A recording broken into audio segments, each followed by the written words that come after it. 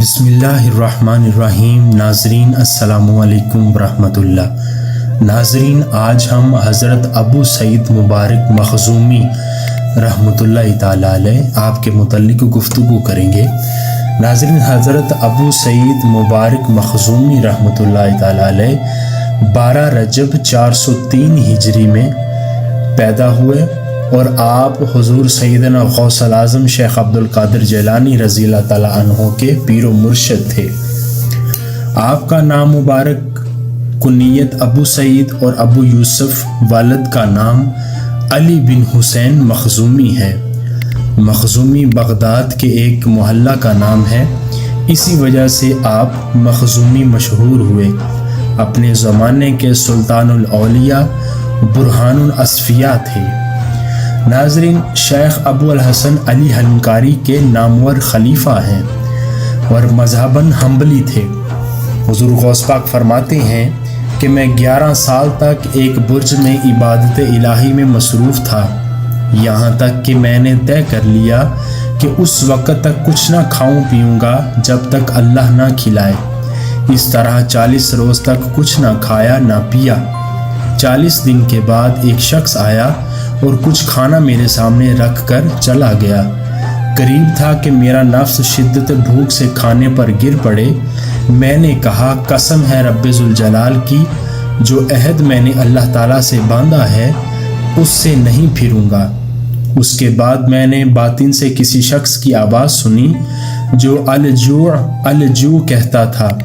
اسی دوران میں شیخ ابو سعید مبارک مخزومی تشریف لائے اور اس آواز کو سن کر فرمایا، اے عبد القادر، یہ کیسی آواز ہے؟ میں نے کہا، یہ نفس کا قلق و اضطراب ہے لیکن روح برقرار ہے۔ اس کے بعد شیخ نے فرمایا کہ میرے مکان پر چلو، لیکن میں نہیں گیا اور دل ہی دل میں کہا کہ باہر نہیں جاؤں گا۔ اس دوران میں اچانک خضر علیہ السلام تشریف لائے اور مجھ سے کہا کہ اٹھو اور ابو سعید مخزومی کی خدمت میں جاؤ۔ جب میں ان کے دولت قدہ میں حاضر ہوا تو دیکھا کہ شیخ اپنے دولت قدہ کے دروازے پر کھڑے میرا انتظار کر رہے تھے۔ شیخ ابو سعید مبارک مخزومی نے فرمایا، اے عبد القادر، جو میں نے تم سے کہا تھا کیا وہ کافی نہیں تھا جو خضر علیہ السلام کو کہنا پڑا؟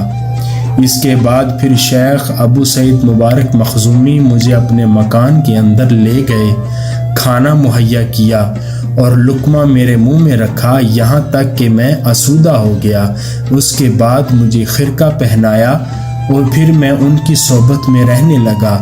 شیخ ابو سعید مبارک مخزومی نے مدرسہ بنوایا اور اس کی عمارت اپنی زندگی ہی میں غوث پاک کے سپرد کر دی، چنانچہ غوث پاک کا مزار اسی مدرسہ میں ہے۔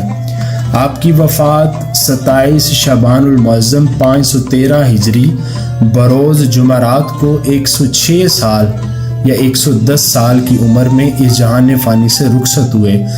آخری آرام گاہ ان کے قائم کردہ مدرسہ باب العزج میں ہے جو بغداد، عراق میں واقع ہے۔